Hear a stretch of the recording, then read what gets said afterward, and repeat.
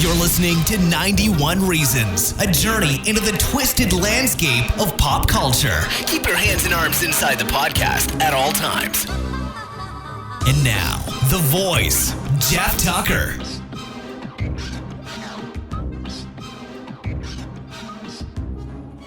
I don't generally do movie reviews of movies I have just seen. Brand new movies. I don't do that. I did it with Dune, and I was going to do it with Eternals, but I just got really busy. And here's my quick Eternals review. Waste of time. Everybody involved should be embarrassed that they made a 3-hour snooze fest. But let's move on to hopefully a better film.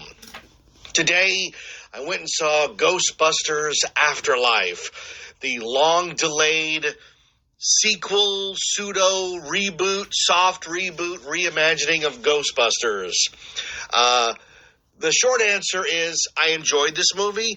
The long answer is, well, it's long. This movie has a lot of problems.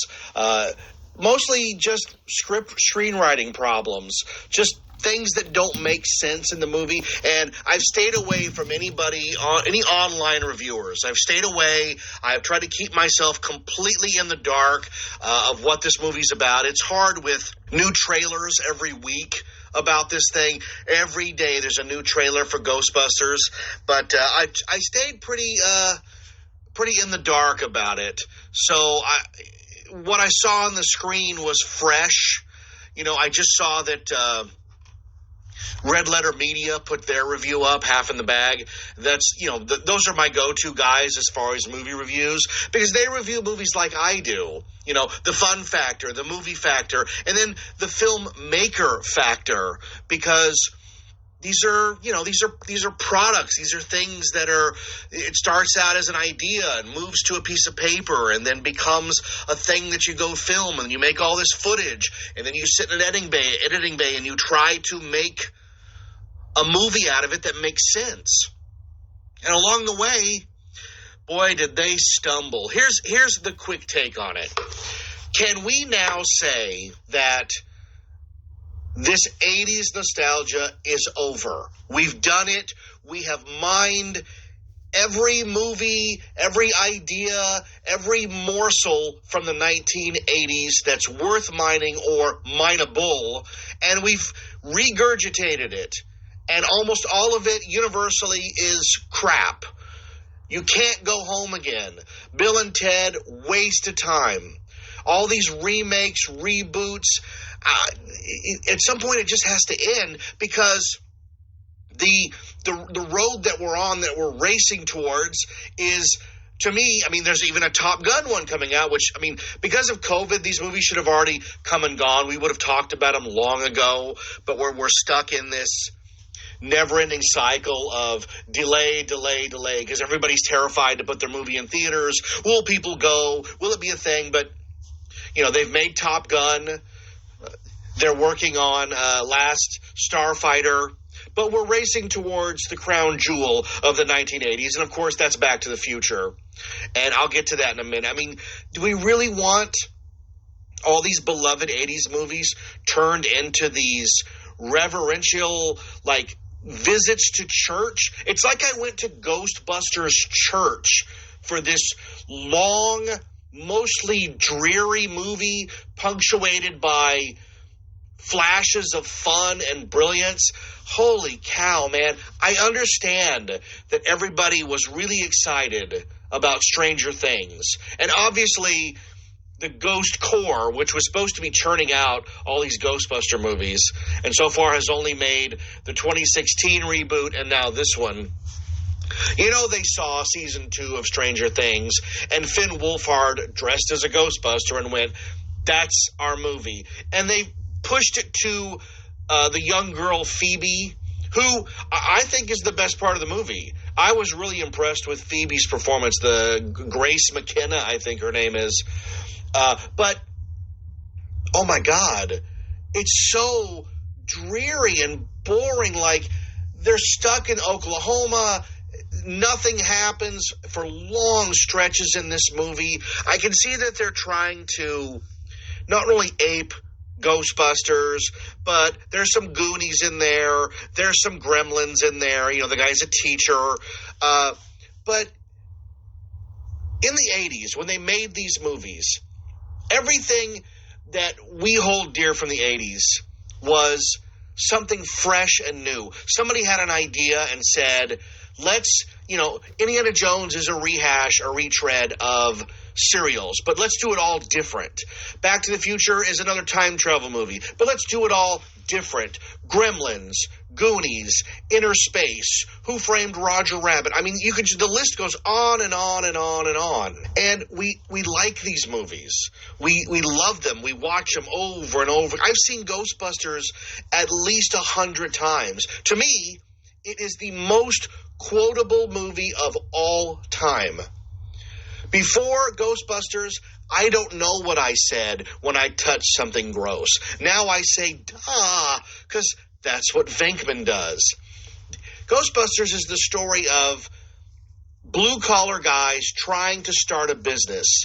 It could have been plumbing, it could have been electricians, but it happened to be ghosts, because Dan Aykroyd was in Ghosts, into, Supernatural. But is everything in the movie like a touchstone? Like every single moment is a freaking touchstone? By the time they got to the mom ripping her clothes off and revealing Dana Barrett's Zool dress, I audibly exclaimed in the theater, "What the F?" It was like going to Ghostbusters church, because everything was treated so friggin' seriously. Now, we know going in that this mom, the movie, let's just start at the beginning. I mean, I'll try not to, I'm going to spoil the whole movie, but I'm going to try not to crap on it, because I actually enjoyed the movie in all of the other reboots, rehashes. I mean, Matrix is coming up. There's a 90s rehash. I look forward to these things. I enjoy going to see them. But I'm a writer, so I'm watching it with a writer's eye of what's on the screen, because movies live in the rules of the world that they've created, okay? In the world of Ghostbusters, they have ghosts that look like monsters. They have zombified corpses that are reanimated. They balance between giant Stay Puft Marshmallow Men and the actual Titanic docking and letting all of its ghosts run free into the city. So it does veer wildly all over in tone, but first and foremost, the Ghostbuster movies are comedies. They're infinitely funny. I mean, God, they're funny every few seconds in a way that most comedies only dream of. I can't recall the first laugh of this movie, but it was quite a ways in before anything was funny. We open on a farmhouse in the middle of nowhere, and or a mountain, and a truck is racing, and a guy is running for his life. He's got a ghost trap, and he's got a plan, and nothing works, and he ends up in his house being attacked by terror dogs. He has a ghost trap, and the demon arms come out of the chair, like when they attacked Dana in her apartment, right? And then it cuts to a family. They have no money. They're in, I guess, New York or some big city. I don't know. Here's the thing. When I see a movie one time and then do a review, you're only getting first impressions. So if you picked up on something in the movie that I didn't, let me know, because I'm sure I missed a few things, because I have lots of questions about this movie. We're introduced to the little girl, Phoebe. She's like a tinkerer. She can fix electricity. And Finn Wolfhard's character, I have no idea what his name is. He's like a ne'er-do-well. And the mom is this really sad sack, loser of a woman, which is fine because if the story arc is that she's going to, over the course of the 2 hours, which is way too long for a comedy, because it's not a comedy, if over the course of this story she's going to rediscover her children and have a relationship with them, that's a noble thing. And if that's the case, then you have to open with her not connecting with the children. I get that. You have to have strife before you can have denouement or resolution. There has to be something to resolve, right? There has to be some conflict, whether it's emotional conflict or physical conflict or an obstacle to get across, to get over.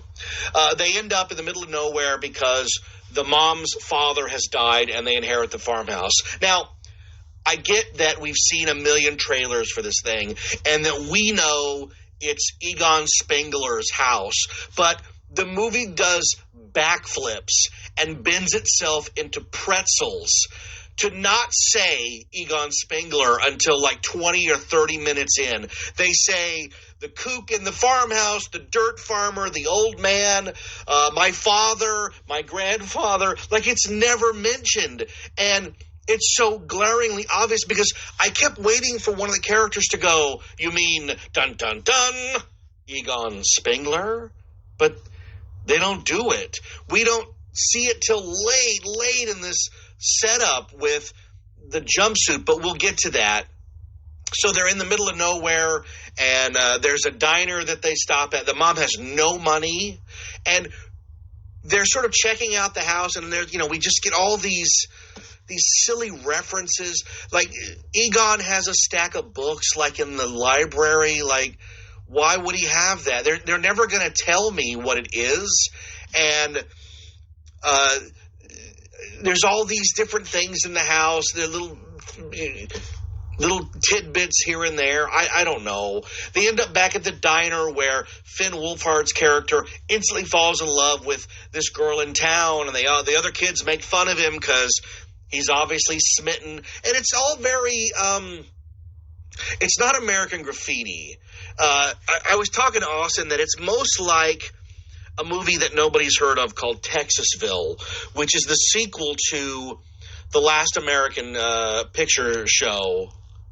And it's just about small-town Texas. Now, this is Oklahoma, but you get the idea. And how the characters have to connect because there ain't nothing else out here but human connection. These small towns, it's got a main street and nothing else. And the other thing is, this is just me picking up on what I saw.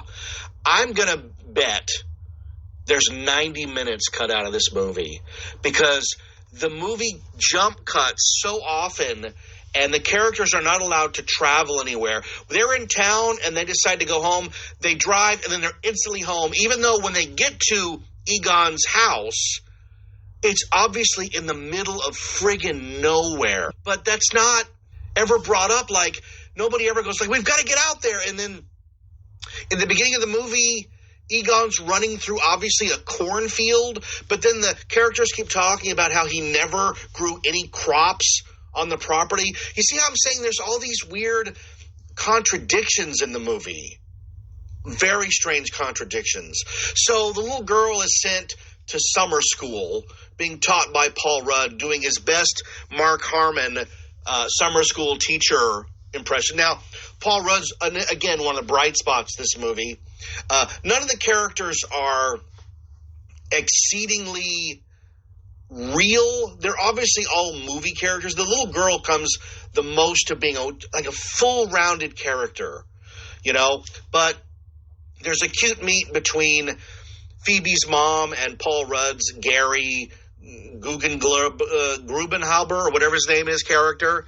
And instead of teaching class, he just puts horror movies on. So he puts on Cujo, which I was like, oh, this is funny. That's a funny character thing. He's in his office looking at seismic charts and connects with Phoebe in a way that the other kids, obviously the other kids are dumb because they're in summer school. And she's there because she's just got to have something to do during the day. So they connect on that level, right? And there's these earthquakes that are affecting the town, and they come often enough that it's a problem, but like nobody's there to check it out. Nobody wants to go explore like why are there these earthquakes. They just sort of live with them, even though they're so violent, like they knock stuff over. Again, nobody really behaves like a real person. Back at the house, Phoebe's character finds that her chess set is moving by itself. In what I thought to be one of the most charming parts of the film, in the morning she wakes up after resetting the chessboard and finds the pawn has moved. So she moves her piece. And then when she comes back, another piece is moved. And you're like, oh, Grandpa Egon is playing chess with her. Now, to me, that would have been a really amazing plot thread to keep up. But it is abandoned immediately so that Egon's ghost can take the form of like moving lamps and the PKE meter, which she has now discovered under a chair. And so the PKE meter and light, like Stranger Things a little bit, leads her outside to a shed. And this is one of the first moments I was struck that this movie's not very well directed. And I don't know if it's just badly directed or they just cut the movie to the bone so that they could tell a mostly coherent story, but trim all the shoe leather of characters even traveling anywhere. Because Phoebe goes out to the shed, the camera pulls back to show a pole, and she just slides down a pole. There's no reveal that it goes down to something. She doesn't trepidatiously look down the hole to see where it goes. She simply just slides down the pole. Now she's in Egon's secret lair where he has spores, molds, and fungus, and a proton pack, and his uniform, and she's being led by literally animated lamps. It reminded me of Flight of the Navigator. It looked like the thing in Flight of the Navigator in the ship that keeps talking to the kid. We have established in this film that Phoebe is a woman of science. She's a genius. She knows everything about science. She tells bad science jokes.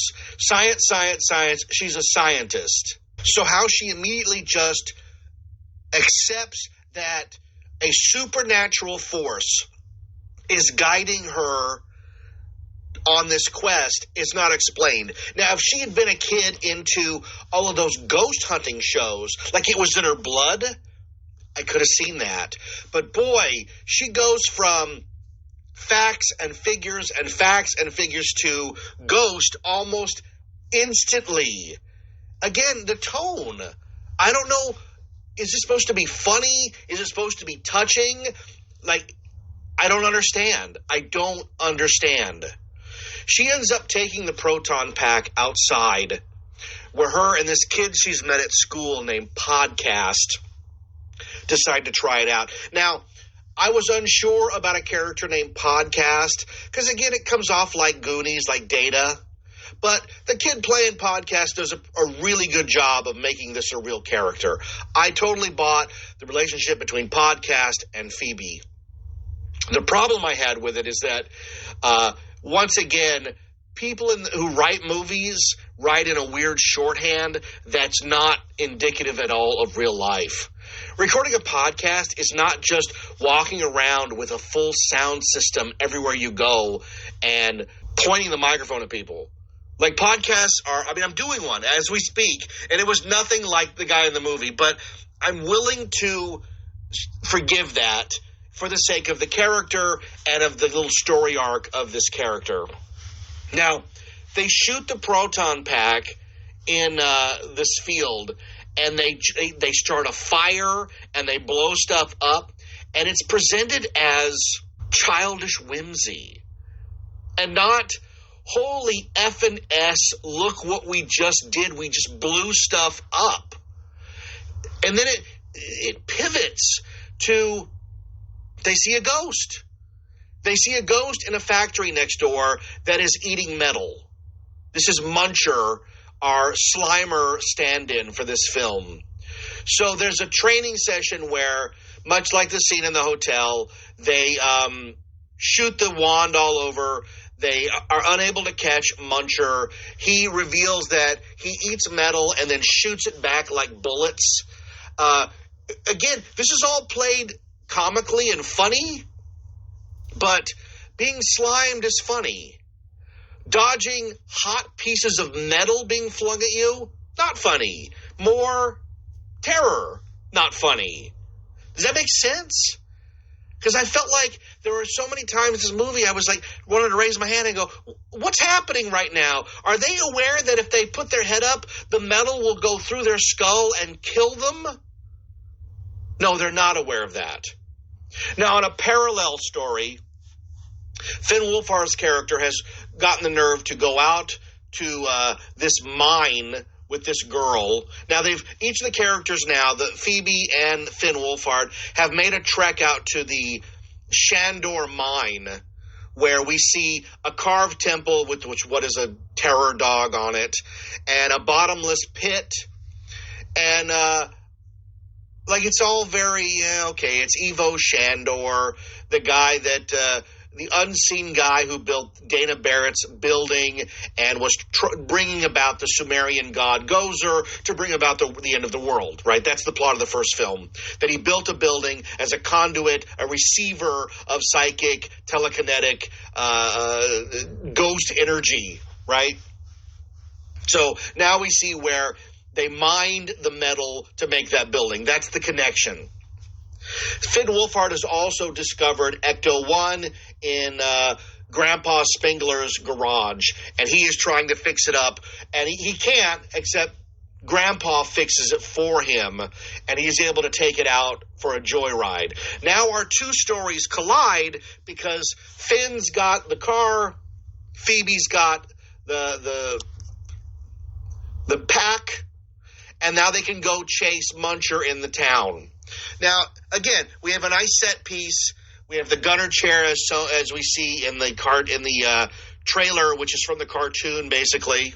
And they race through the town trying to catch this ghost, blowing stuff up, melting things, shooting the wand everywhere, and capturing the ghost, but then getting arrested because they don't have a license. They don't have insurance or registration. And more importantly, because, would you even bring up license and registration if you've just seen these two kids or these three kids racing through town with a laser melting parts of buildings? Now, we'll see later in the movie that the diner sign, the wand shot right through it. So the kids end up in jail, and the girl that Finn has a crush on, her dad is the police chief. Now, along these same lines, Paul Rudd's character, Gary, has been trying to date Phoebe's mom. I think it's been like 2 days, but they're already on a date, and that's where the ghost runs through the restaurant, and the kids are racing around town. So again, all our characters meet at the police station so that we can all take a breath and regroup for the plot of the film. But there's a strange moment in the police station where they're going to impound Ecto-1 and all the ghost gear. And Phoebe picks up the neutrino wand and points it at the police chief, who doesn't register that she is pointing a nuclear-powered laser at his face. Now, if they had never used this, he could have laughed at her and said, what are you going to do with that? You're going to zap me into oblivion? But that's not the case. In fact, the kids are in jail because they destroyed most of downtown with the laser that she is now pointing at the cop. Again, did anybody read the script? Was the movie made in broke apart pieces so that nobody was told like the full storyline? They're just doing their individual scenes, and maybe the guy playing the cop was never let in on the fact that they're arresting these kids for damage with a laser that he is now Like, if she pulls the trigger, he's dead. Right? It will blow him to oblivion, like every item that we have seen so far get blown to oblivion. Again, I just sat there going, is everybody okay with this? I don't understand. As a guy who writes screenplays, who writes movies, plays, books, you can't have moments like this because everything that you've built up just collapses because you go, well, nobody's paying attention. Nobody's paying attention. And let's also talk about the Gary, Phoebe's mom relationship. She is not a nice person in any way, shape, or form. And it's not till late in the game that you figure out that they're aping the Dana Barrett, Louis Tully relationship. I mean, Paul Rudd is not Rick Moranis. Rick Moranis is a godlike hero to me, but he's never going to make People Magazine's sexiest man alive like Paul Rudd. So the idea that she would not only not be interested in dating this mildly successful teacher who's funny, who listens to her and talks to her, she's like outwardly hostile towards him. And for a woman who's broke, she sort of seems to be just giving things away that maybe she could sell to make some money. Janine shows up early on for no reason other than she's in Oklahoma. Why? To take care of the estate? There's no, you know, in movies like this, there's usually a scene where they're sitting across from a lawyer who's telling them everything they've inherited. That scene's not in here. They just get the house and whatever's in it. And then they're told it's got a lot of debt. But you can't just give stuff away if you're broke. Especially when she goes, well, this is an ancient map. Gosh, it's really old, but it seems mysterious. Can I have it? Oh, yeah, sure, you can have it. That's a little weird, right? It's a little weird. And let's talk about direction-wise again. I know I'm all over the place because I'm remembering things as I go along here. Phoebe is led by Egon's ghost to finding the ghost trap in the floorboards using like a Survivor slide puzzle. And again, it's just badly directed because it holds in tight on her as she's sliding the things, but you never get the idea of like what she's doing. Like, I know because I've seen the trailer what's going to happen. But in the context of the film, why is she sliding? Why would she know to slide? She lifts up one panel, but she doesn't like try. It just immediately happens. She takes the trap to Paul Rudd, who hooks it up to a car battery and then blows up a bus and his car windshield. So Paul Rudd's not a real responsible guy either. He starts talking about liability. Like, again, it's all very funny. Maybe it's supposed to echo when the Ghostbusters destroy that ballroom in the first movie. I don't know. But in doing so, they release the terror dog that Egon spent his whole life trying to capture, so the terror dog can go back to the Evo Shandor Mine Temple for something. I don't know. And we're left with all these characters now. All the equipment's been taken away. But this is what you do in drama. You take everything away. And let's not discount the scene where Phoebe uses her one phone call to call Ray's Occult Books from, Ghostbusters 2. Now, again, this is the movie telling me this, not me inferring anything. They're driving to the house, and Finn Wolfhard can't get his phone to work. He says there's no bars. And the mom goes, I hope there's at least one bar around here. Ha, ha, ha, bar. See, like she can get drunk. But he's talking about Wi-Fi. So then later when Phoebe is watching the Ghostbusters commercial on her laptop, where did the Wi-Fi come from? There's no scene of Phoebe setting up the Wi-Fi. And if you're going to tell me that there's no Wi-Fi, then you must have a scene where they get Wi-Fi if they're going to use Wi-Fi. These are just moments where I just throw up my hands and I go, did I miss something? Did I miss an entire scene? It's very frustrating filmmaking. And there's supposed to be so many moments of nostalgia that we forgive all this stuff. And like I said about Phantom Menace is a terrible movie, even though the pod racing scene is great. Doesn't make it a good movie. One good scene doesn't redeem an entire movie of these weird stumbles where they say one thing and then do another. If the cop says you're being arrested for using a laser, you can't point the laser at the cop. That's just the way it goes. The kids figure out that Ivo Shandor, I guess maybe they're reading Tobin's Spirit Guide. I don't know. Maybe I missed it. There's some stuff with little tiny Stay Puft Marshmallow Man guys that really makes no sense in the context of the plot. Nobody conjured them.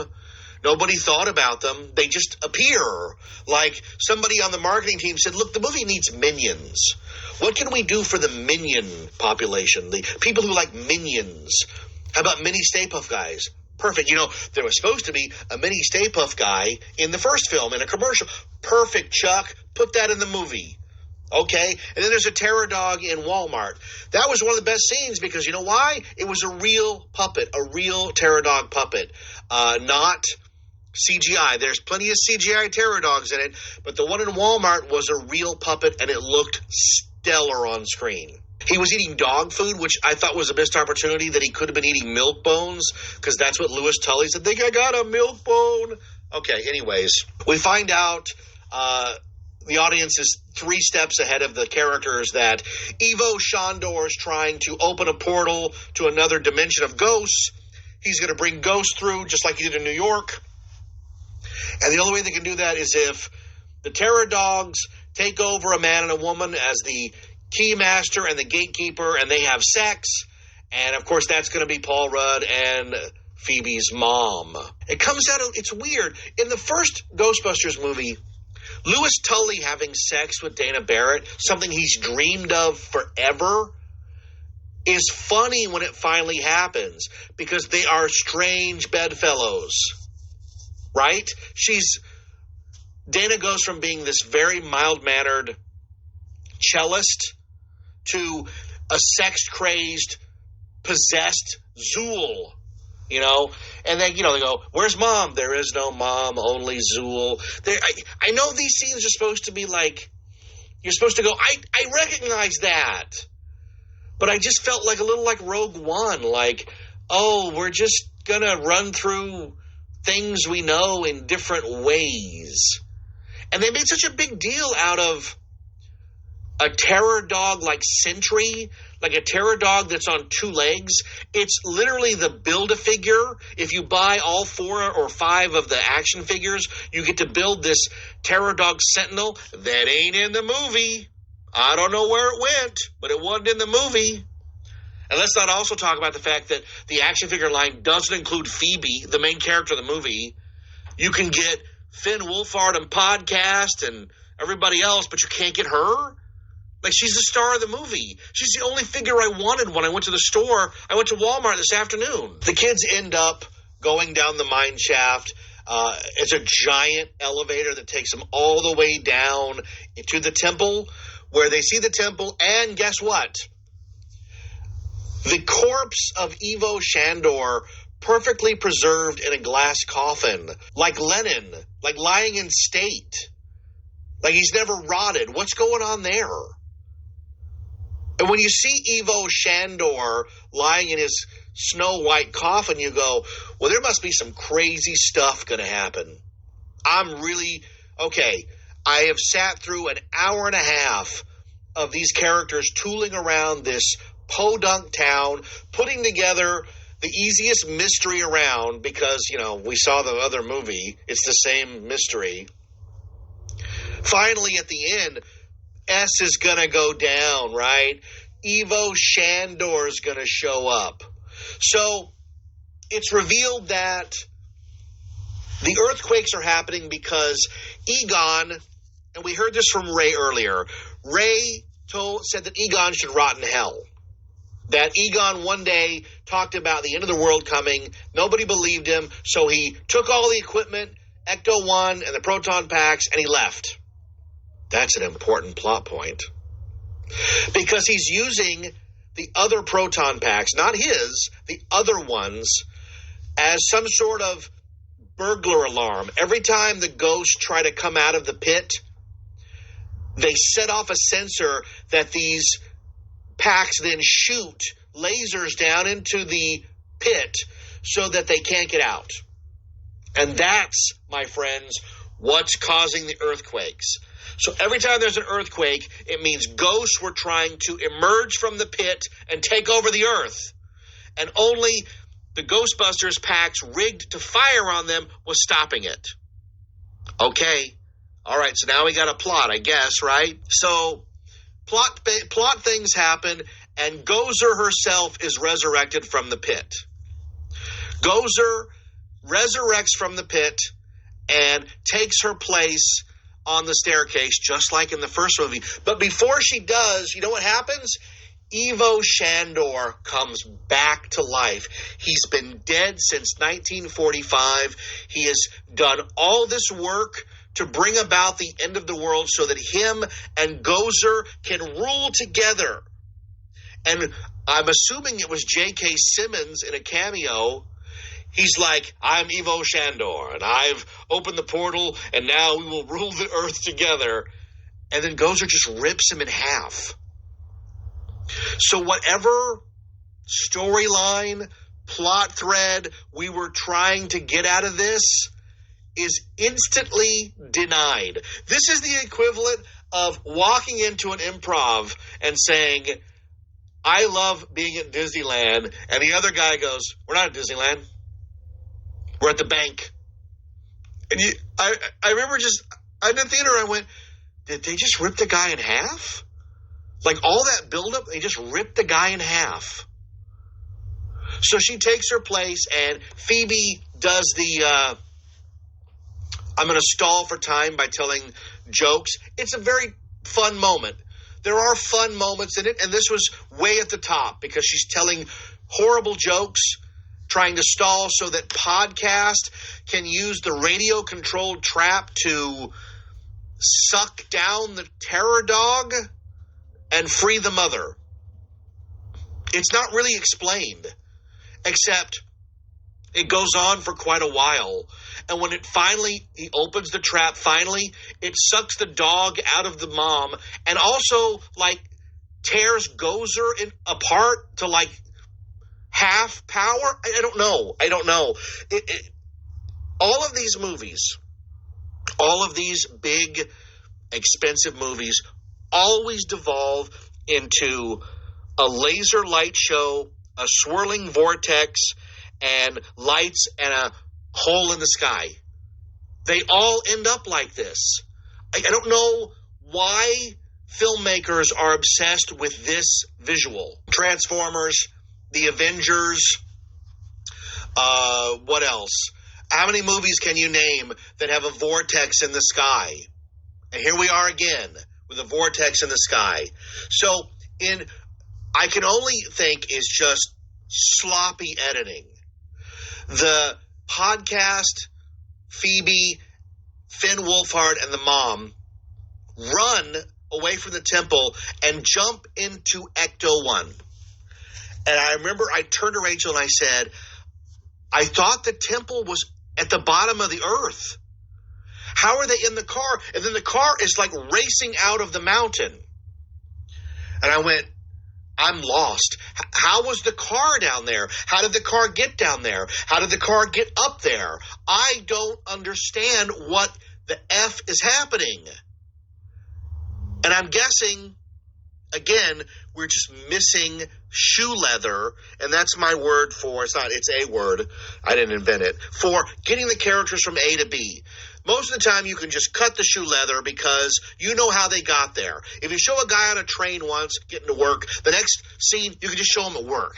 You don't got to show him on the train because you know he went on the train. But if you show characters taking a 10-minute bucket ride down to the bottom of the mine, then they have to take the 10-minute bucket ride up. Now just take this idea. So they open the trap, they free the mom, they grab her, right? And Finn and Phoebe and Podcast, they take off running. They're like, we got to get out of here now. Hard cut to them on the elevator going up slowly. It echoes the scene in the first film when they have to take the stairs. When they jump cut to them on the stairs. It's a hard cut. But they're just inexplicably, they run to the car and drive out with no explanation as to where they are in the geography of the scene. Like it's very frustrating in a movie that you're giving every ounce of leeway to. This is a movie you want to love. You want to fall in love with this movie. The characters are good. Ghostbusters is a great universe to live in. And the situation, I mean, it's just so familiar. The whole thing is just so familiar. So, for some unexplained reason, Phoebe figures out that the entire farm is a ghost trap. I'm not sure how she came to this conclusion. I certainly did, because they never expressed it in the film that the house was a trap. The only thing I could think of was they keep showing the barn and the roof is collapsed. So I thought at the finale, Gozer was going to come to them and the barn would like flip open and be a giant ghost trap that would then slam shut and seal them in. But instead it's like a minefield of ghost traps. I don't know. There's like two ghosts we see that get freed from the pit. We see what is obviously the purple eye pop ghost from the real Ghostbusters toy line. And then we see like a miner guy that is supposed to echo the cab driver from the first film. But like the waitress is serving coffee and it's like, there's an undead reanimated corpse. And it's just sort of played off blasé. I don't know. Maybe if the movie had spent any time explaining to the audience that 40 years ago, New York was beset by ghosts more than once, 30 years ago, if you count Ghostbusters 2, and people are, just blasé about ghosts in the vein of, how is Elvis and have you seen him lately? That sort of thing, right? But instead, everybody just forgets. It's the Force Awakens problem, where everyone just thinks about Luke Skywalker blowing up the Death Star as maybe it didn't happen. Maybe it's a myth. We don't know. The Jedi and this and that. And, well, it didn't happen that long ago. 30 years? And everyone's forgotten about, in the context of this film, nobody remembers either the giant Stay Puft Marshmallow Man walking down the street. Like, they still are able to sell Stay Puft Marshmallows, and nobody goes, hey, I'm not interested. That's the thing that stepped on a church. Nobody remembers the freaking Statue of Liberty walking down the street? You have to come up with a reason. I know Ghostbusters 2 hints that everybody thought it was a hoax. Okay, we're going to play off that. Everybody thought it was a hoax, even though there's news footage of both a Stay Puft Marshmallow Man and the Statue of Liberty. Your love is lifting me higher. Nobody remembers this? There's no newscast from the time on YouTube to look up? And Ray's kept his same phone number and his grudge against Egon. And by the way, she doesn't tell him on the phone that she's Egon's granddaughter till she hangs up. So he gives all that exposition to an unknown girl in jail on the end of the phone. Just gets us up to speed on everybody. Says that Egon took all the equipment and left. And we know that because he's using the equipment to keep the monsters at bay in the pit. So Gozer shows up at the farm. She's going to kill everybody. Nothing works. Our heroes are in the crosshairs of danger and doom. And of course, the Ghostbusters show up. The original Ghostbusters, Ray Stantz, Peter Venkman, Winston Zeddemore. They're there. They have their packs on. Their uniforms and packs. Where did they get those packs from?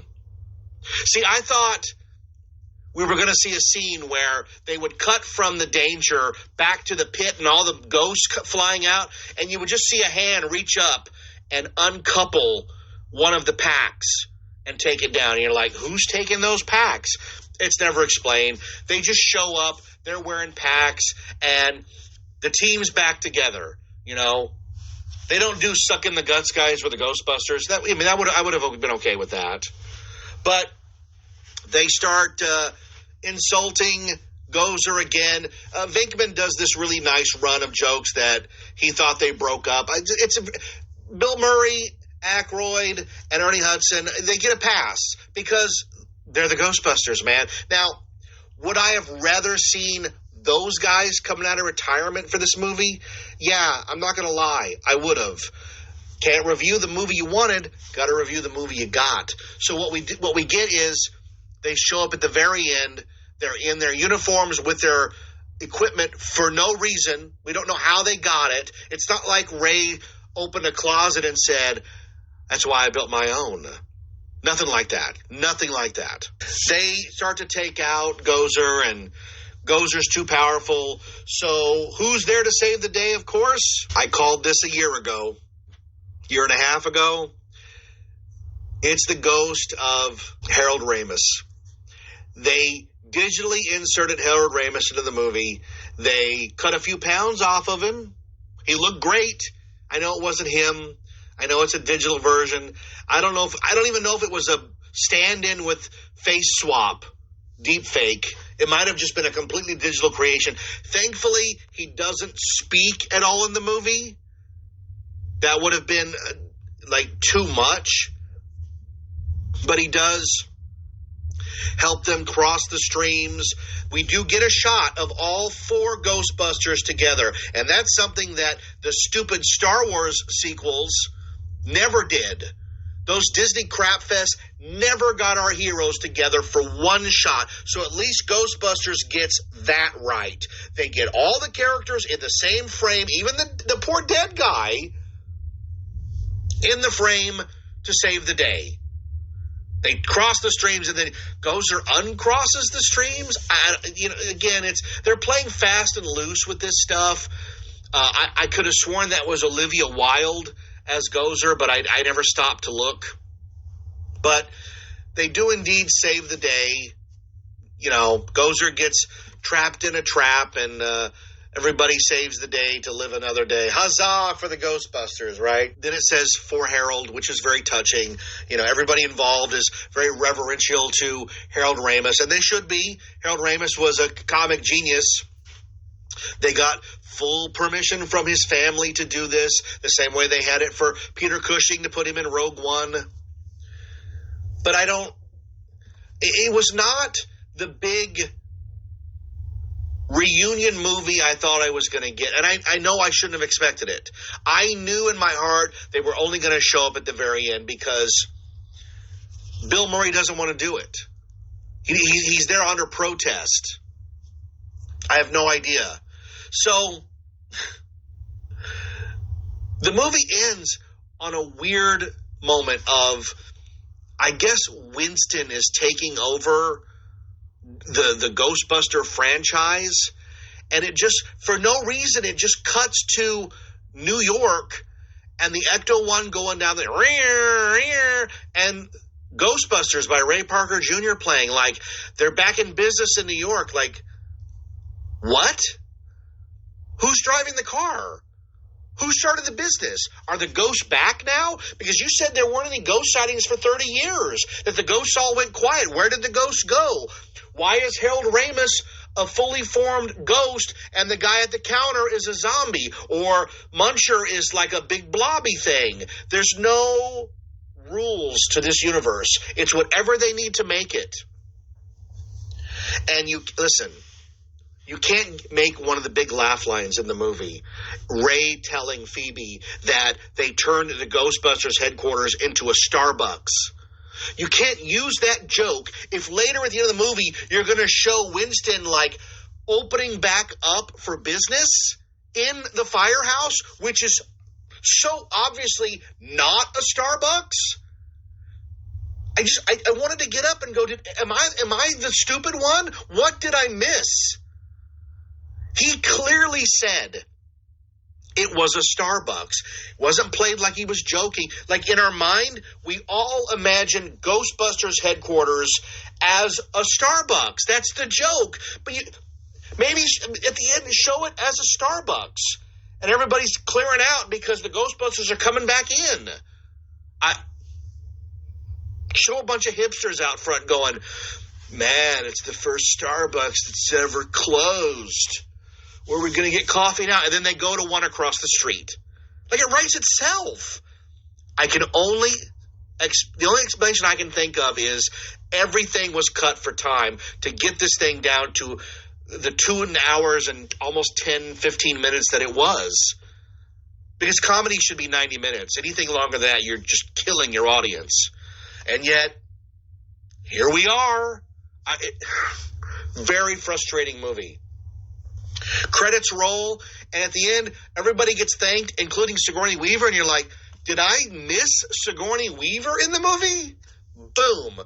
Cut to Sigourney Weaver giving Bill Murray the psychic test from the first film. No rhyme or reason to it. There's no indication that they're together as a couple. They're just literally cosplaying these characters in what looks like an MTV Movie Awards parody. It didn't make any sense. Show Dana with her kid. She has a kid. Did you see Ghostbusters 2? There's a kid. Show Casper. I don't know. There's a million things you could have done with these characters, but having her just, and then, what am I supposed to get? Like, he has psychic powers? Oh, no, he marked the cards. All they had to do was move the camera around and show that Dana did not know she was sitting in front of a mirror. Boom. Joke tells itself, no dialogue. Don't have to do it. And then there was a scene at the very end. I can't remember what it was. But here's what I was hoping it was. I was hoping, did you ever watch the Goldbergs? The Goldbergs does all these 80s references. They managed to do a Spaceballs reference where somebody wore a fake dark helmet costume, and they went to, Rick Moranis' house and got him to record a few lines of dialogue as Dark Helmet. He doesn't have to go to the set. He doesn't have to come out of retirement. He just has to speak into a microphone for literally 10 minutes or less. Because Rick Moranis is king of one take because he's that talented. So why can't the movie end with the farmhouse and the family on the porch like they're a family now? Paul Rudd's there. He's like their stepdad now. And we just see a car come tearing through that gate, which for some reason has like all of the revelations things. Like, Egon doesn't believe in revelations. Was that supposed to just keep people away? Like he's hiding out as a kook?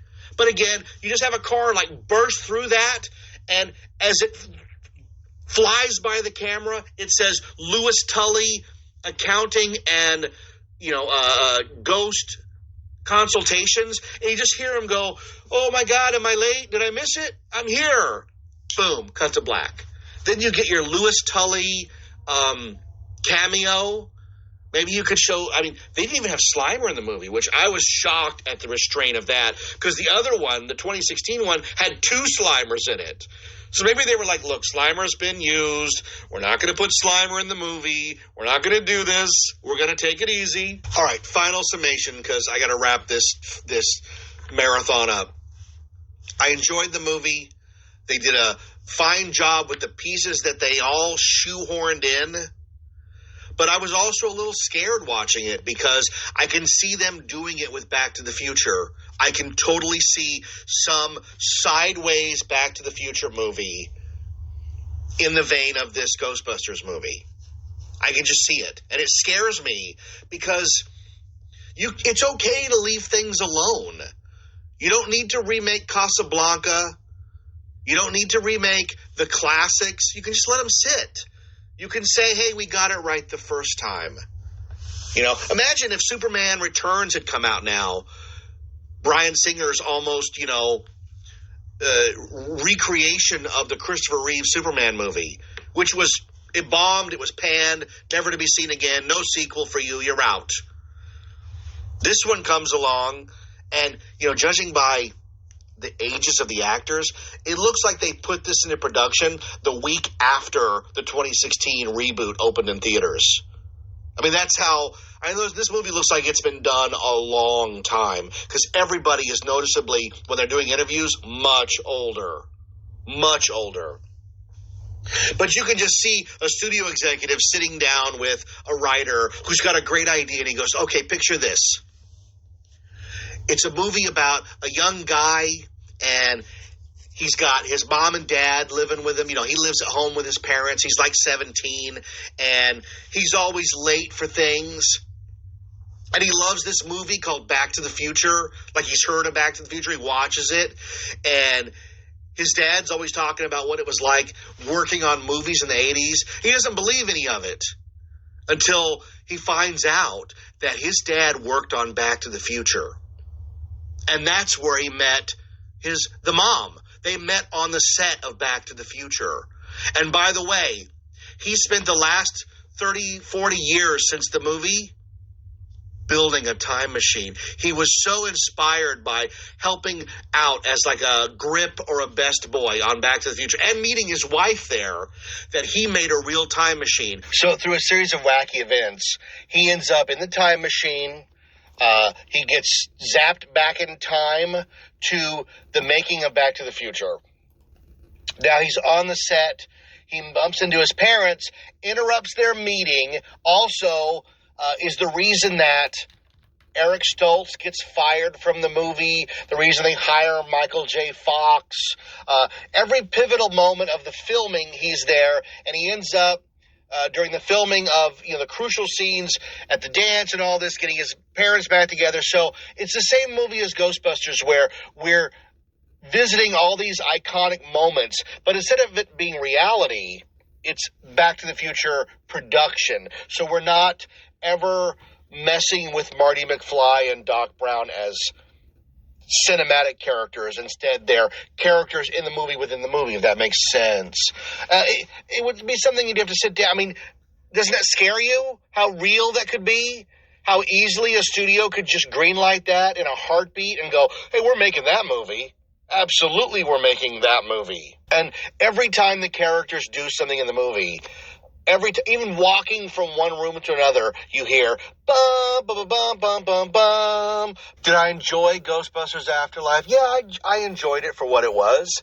I think it's just weird taking one of the greatest comedies of the last 30 or 40 years and all the elements in a blender and coming out with what's mostly a drama with some funny moments. I tried to find every moment to laugh because I love this universe. I'm a huge Ghostbusters fan, huge. So I tried to find those moments to live in, but I just found the movie dreary. It's not a movie I'm going to watch a lot. It's way too long.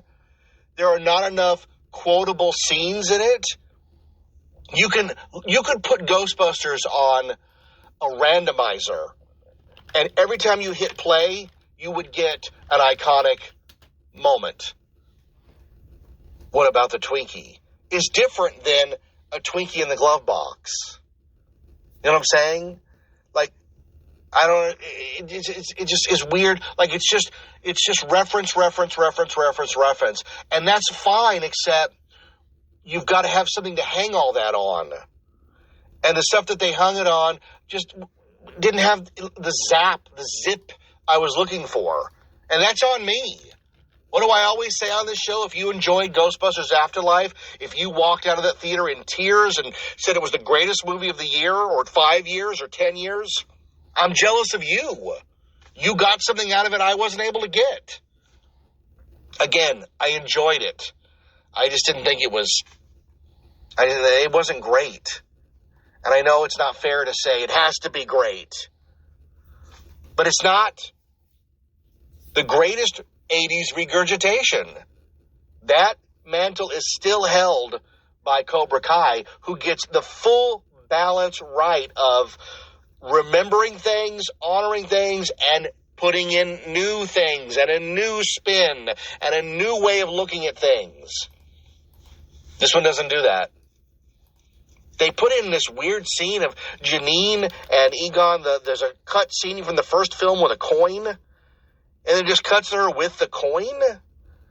It's very strange. They never mention who Phoebe's mother's mother is. It's not Janine, obviously. We're not sure who it was. There was a little bit of that Palpatine stuff in there of like, what's the lineage here? You're not going to explain it. Bum, bum, bum, bum, bum, bum, bum. We get it.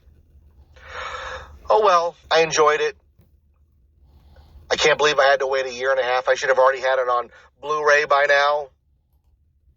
I wish there was an action figure of the Phoebe character, because the Phoebe character looked so much like Josie, it was frightening, and acted like Josie. I turned to Josie at one point and she says, I know what you're going to say. It's like watching me on the screen. I go, you could cosplay as that and their jaw would hit the ground. The hair Josie cut her hair a little shorter than that right now, but in like 3 or 4 weeks when it's grown out a bit, she's going to look just like the character. It's crazy how much she looks like it. Hey, who are you going to call? Isn't that what he says? Who are you going to call? Ghostbusters. Hey, I'm Jeff Tucker, and this is 91 Reasons. Thanks for listening to 91 Reasons. Please subscribe and leave a review on iTunes. Find us on Facebook. Is anyone even still listening?